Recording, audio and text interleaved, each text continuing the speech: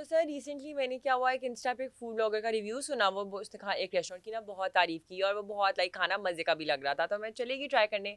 तो उसके बाद मेरा तो नहीं बट मेरी अम्मी का ना बहुत पेट खराब हो गया, तो मेरी अम्मी ने तो मुझे बहुत डांटा कि तुम मुझे किसके कहने पे ले आई हो।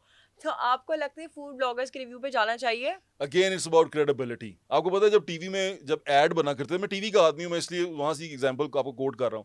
जब टीवी में एड्स बना करते थे ना, तो फूड प्लास्टिक का हुआ करता था। वो आप यूट्यूब पे भी अक्सर आप देखेंगी, जो एड बन रहा होता था हम्म। ना, उसमें प्लास्टिक का फूड इस्तेमाल करते थे, आर्टिफिशियल चीजें इस्तेमाल करते थे, फोम इस्तेमाल करते थे चीजें, ताकि वो फूड अच्छा ग्रेसफुल लगे, फ्रेश लगे। आप अक्सर देखेंगी वो आपको रियल और हम्म। एडवर्टाइज्ड फूड को दिखाते हैं साथ साथ करके दिखाते कि हैं ये दिखाते हैं। ऐसे है, ये ऐसे है, और वो असल में रियल नहीं होता जो एडवर्टाइज होता है। अच्छा। इसी तरह जब ये हमारे जो व्लॉगर्स भाई हैं बहनें हैं, ये इनका प्रॉब्लम ये है कि ये again it's about money matter, कि आपको कितना पैसा कहाँ से आया और आपने कहाँ जाके रिव्यू करना है। हम्म। एक चीज जो आपने बेचनी है, उसका रिव्यू आप कैसे कर सकते हैं?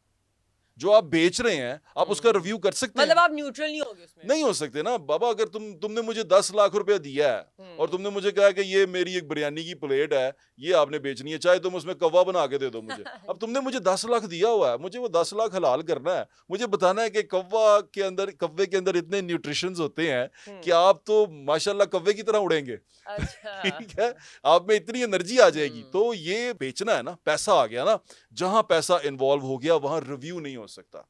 अब एक बंदा मुझे पैसे दे रहा है कि ये लो पकड़ो 10 लाख रुपया और मेरा रिव्यू कर दो किसी चीज का। भाई हम्म। मैं तो कमाल रिव्यू करूंगा ना। मैं तो बहुत नहीं ज्यादा। कहूंगा कि ये चीज बेकार है। तो मैं तो आप नहीं कह रहे कहूंगा। फूड रिव्यूज नहीं देखने चाहिए, क्या कोई फायदा नहीं देखें है? मतलब खाएं अपनी मर्जी से जाके ना। Again it's about your choice. आपको अल्योर करना है, इन्होंने कैसे कैसे करें, जिस तरह मर्जी करें। बाज इन्फ्लुएंसर उल्टी छलांगे लगाते थे पहले, अब वो प्लॉट बेचते हैं।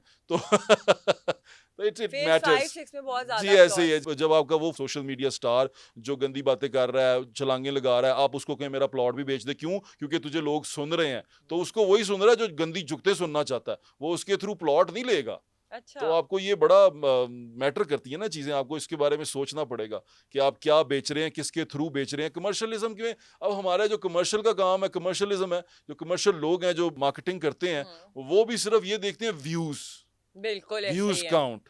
अब व्यू काउंट जो से व्यू काउंट में अब ये मतलब तो नहीं है कि इसमें जितने लोगों ने देखा है वो सारे के सारे प्लॉट खरीद भी लेंगे। बिल्कुल।